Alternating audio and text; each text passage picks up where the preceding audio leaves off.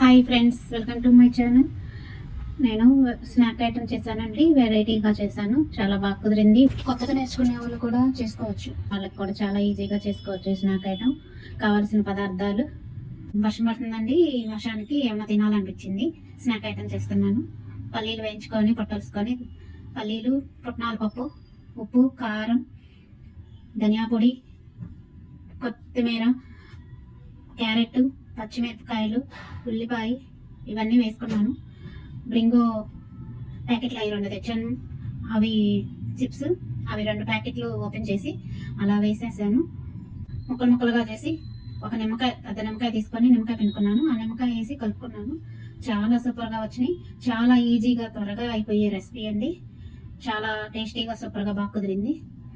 ఇలా వెరైటీగా చేసుకోవాలి అనుకుంటే చేసుకోవచ్చు.